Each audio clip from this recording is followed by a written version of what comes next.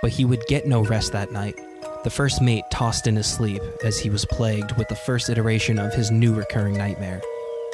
Twin moons overlapped slightly as they gazed down into the night. A breeze blowing through the trees made no noise in the silent dreamscape. A voice, possibly the moon's, echoed in the noiseless abyss of the night, haunting the one listener below. "Give in to the feeling, Recremen," the mysterious voice hissed. "Let me take control. Let me show you what I can do for you. The power, the carnage. I will show you what we can do." Oh, that was round about when he started having that disease problem, when he started his nightmares. Recremen? Yeah, it plagued him for a while from what I remember. Maybe he started drinking as much as you did. Starting that late in life, that's a challenge. I'm gonna have to make sure that's not true. But that aside, hello everybody, I'm Sam. I'm Recorder. And welcome back to Recorder and Sam.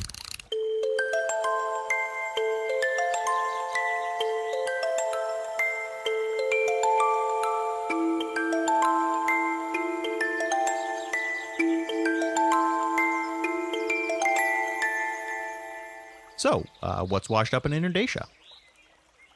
I don't know. What did wash up? No. I'm not really asking you. I'm just kind of asking to let people know that we're going to get right to the news after that. That's just kind of how we're going to start this. Oh, okay. I guess that makes sense, having a format, so to speak. First I'd like to thank some of our newer adventurers. We have, thank you goes out to Ace, Amy, Jade, and Mark. They politely went down to Town Hall and took up that mission for us. And I believe they're actually up at the farms right now trying to figure out what's going on. Oh, okay. Good. So once again, thank you, folks. Hopefully they come back with some information on what's going on there soon. Yeah, I'm not sure how big the city's going to get hit if we lose one of the farms, but I believe it's actually one of the larger ones, so this could be a big hit if something is actually going wrong. Now, a city the size of Lattice would obviously need huge amounts of food and supplies and stuff like that. So this farm, how big would you say this farm is to be able to be one of the main suppliers to the city? I don't know personally. I've never been up there. I mean, I think I walked past it, but I don't know where the boundaries of the farm lie specifically. It's a city, so it's not like people are growing stuff within the city, unless it's, recreationally in a pot in their windowsill. Mm-hmm. But it's not the only farm. It's just one of them. But still, with a city this size, if we're going to lose one of the main producers, that could really impact the price of food in the city. Right. Even if it's just eggs. That's a lot of the baked goods, too. Mm-hmm. I mean, eggs are, from what I understand, to be kind of a basic ingredient that goes into most types of food, right? Also not an ingredient. They can be a meal on their own. Oh, okay. Once again, I'd like to thank Will, Luke, and Mike for going down to the sewers and solving that problem. Turns out it wasn't an Otyugh, it was a water elemental. Oh, interesting. So there was just a watermelon rolling around in the sewer? Water elemental. Yeah. And yes, it was down there. I don't really know how it would get down there. Maybe a wizard put it down there to maybe prank people. Maybe he was thinking that if he put one down there, it would just kind of grow until it was big enough that it would just scrub the walls and we wouldn't need people to go down there for maintenance quite as often. Okay. But whatever the plan was, I don't think it worked.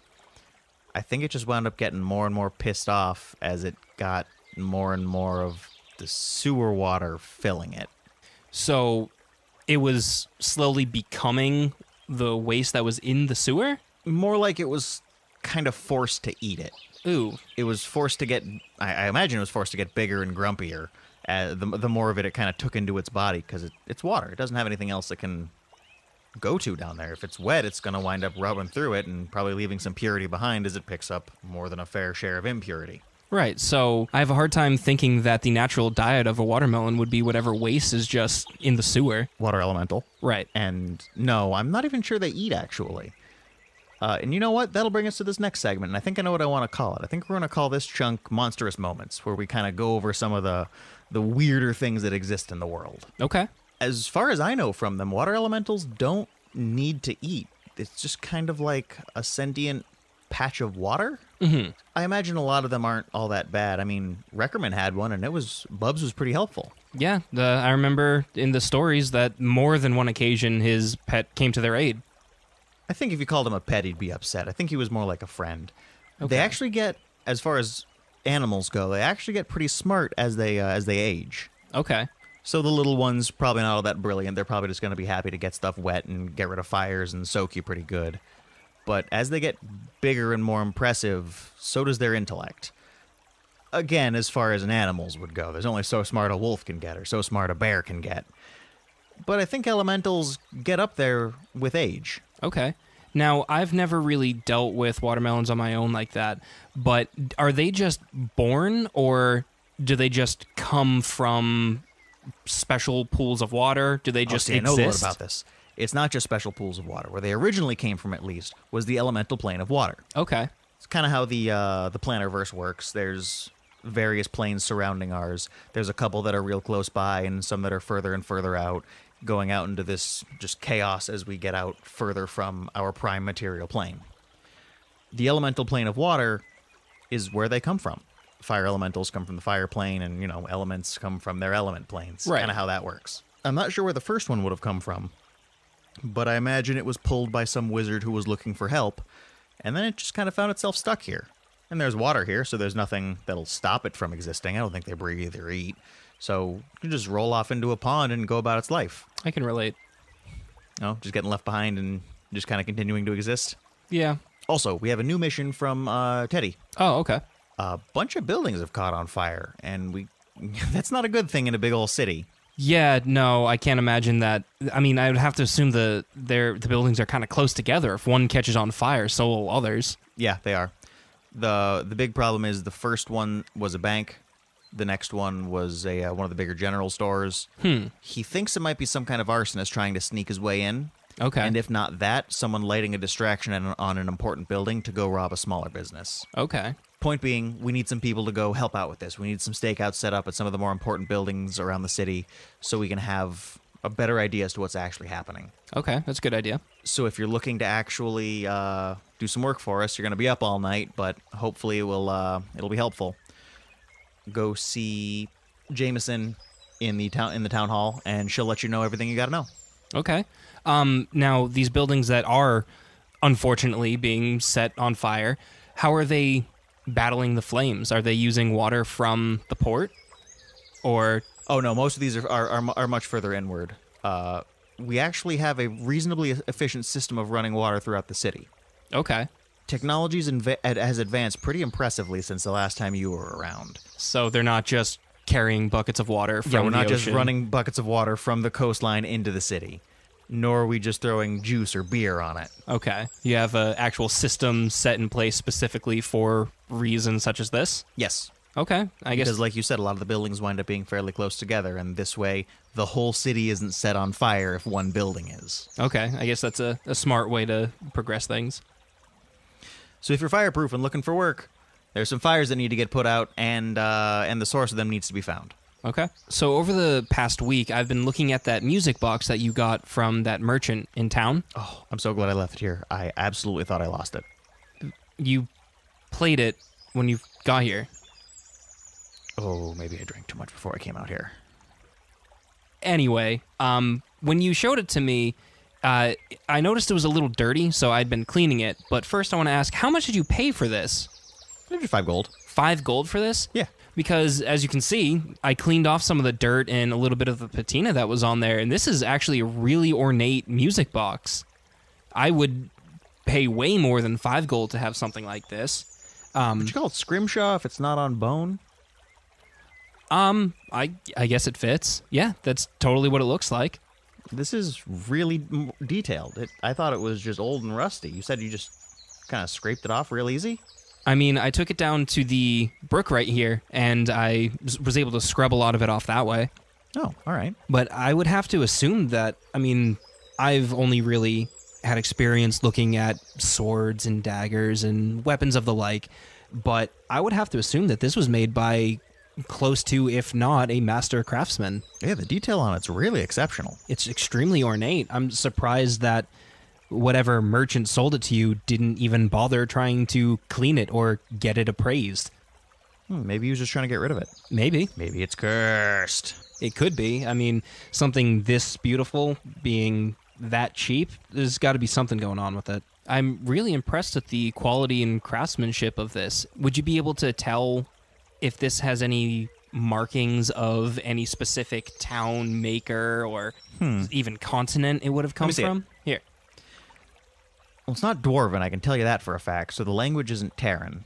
Okay. It seems to be more kind of fluid than that. It's not scratchy like Draconic. It might be Elven. Elven? Or something like it, maybe using some derivative of the Oran alphabet. Okay. I can pass it off to Chuck and see what he thinks. I can go down there while we're in the interim here and see what happens. Okay. Would he be able to tell us more about this, like where it came from? Oh, absolutely. Yeah. Well, hopefully, anyway. He owns a pawn shop down in Toptree. It's Chuck Stuff. So here's your free sponsorship, my friend. Go to Chuck Stuff in Toptree. He has all kinds of things. And he's really into items. He's really into stuff like this. Not so much the history of them, but being able to like pinpoint where an item comes from. Okay. So hopefully he'll be able to tell me something. Like I said, I can wander down there when we're out of here and see what he thinks. Here, it looks like on the bottom of it, there's holes of some sort. It looks like this was attached to something even bigger. So maybe there's other pieces of it or something out there. You think maybe it was ripped out of like an actual music box that had like some little metal dancer spinning on the top of it? Maybe. Well, I'll mention that to him too. I'll see if he can't pull up anything that might have gone missing like this. I'm very interested to learn where this came from and who crafted it. For all we know, this could be centuries old. It could be older than I am. I'd be pretty impressed if that was the case. But like I said, I'll take it to Chuck down in Chuck Stuff in Toptree, level 2 Far East, and I'll see if he knows anything. He's really good with this kind of stuff. Okay. For a fee. For a fee, of course. Everything for a fee. Speaking of for a fee, I have some more fan mail this time. Oh, do you? Hey, can I read this one? Yeah, sure. Okay, this one, again, doesn't have a name, but it says, Karsus rules this area, ? I've never seen him. How can he claim to be in charge and not be here? Oh, that's pretty easy. Dragons are vain, and he doesn't fit in the streets. I'm pretty sure I've heard rumors that he hangs out up in the North Mountains, because his territory extends over a good chunk of the continent of Lattice. Okay. Supposedly what he's doing is he's charging other dragons to be in his territory. He seems to have adopted some kind of government that he's using and abusing with the other dragons so that he can make money and still have it be his territory despite there being a plethora of other dragons here. So whenever a dragon wants to come in, he's basically charging them to just be in the area? Yeah, he has them pay a tax to live in his territory. Okay. Have there been a lot of dragons that come in and out of Lattice? Or I guess the mountains near Lattice seems more apt for that. As far as the city goes, I know there's a few of them that live in the city. They mostly use their humanoid forms. I know one of them actually owns one of the businesses, and I'm not going to spoil who he is. I'm not going to ruin that for you, my friend. But for the most part, they're shape change. They are a species that will fit in better than a dragon that will take up most of the street. Okay. We do have a couple of smaller ones that have been flying around, and I hope you've paid up Karsus, because we don't need him in the city once again. I mean, yeah, it seems like people don't want him here necessarily, but I'd still be willing to try to have a conversation with him. I feel like I could pick his brain on some things. Well, there's always the stereotype that the chromatic dragons, like Karsus, are evil. Mm-hmm. They're generally after some greater, grander, villainous purpose. I don't think he sees himself as evil if he's Karsus the Elegant. And I'm sure he doesn't. That doesn't change the fact that that's how I think most other people see him, as if not evil, then a big jerk. We also had a couple of write-ins talking, or more asking, about where Otyughs actually come from. Oh, okay. I'd be interested to find that out myself. We classify them as aberrations. Okay. Aberrations. I'm never sure how to pronounce it. I pronounce it differently all the time. My point is they don't come from this world. Okay. We talked about the planner system a little earlier, and this kind of goes back into that. Once the further you get out, the less things start to make sense. And that's where a lot of stuff like this comes from. We don't really have an explanation for aberrations. Okay. They exist, but they shouldn't. There's so much about them that isn't correct. But they're more than just illusions, though. They are physical manifestations, correct? Oh, they have bodies. They consume. They produce waste. They actually exist. That doesn't change the fact that, as far as our perception goes, they shouldn't. Okay. It's like you punched a hole through reality that just went so far out something else was able to leak through. We just reached straight through to the point where something else could just go, oh, cool, another place to go, and wandered in.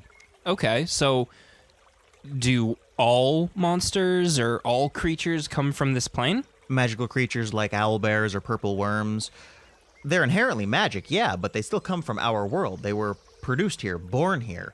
And you can, for the most part, understand their anatomy. A giant owl is just a giant owl. A purple worm, yeah, sure, we don't have worms that big, but everything about it really makes sense in the end. It's got a mouth, it's got a tail, long cylindrical body. It's just a big old worm. Okay. It eats, it tunnels, it has babies. Aberrations don't do a lot of that. Their grasp on reality is much looser. Okay. It's really hard to explain, and I don't want to make myself sound drunker than I am by trying to do that here. Maybe another time. But yeah, that's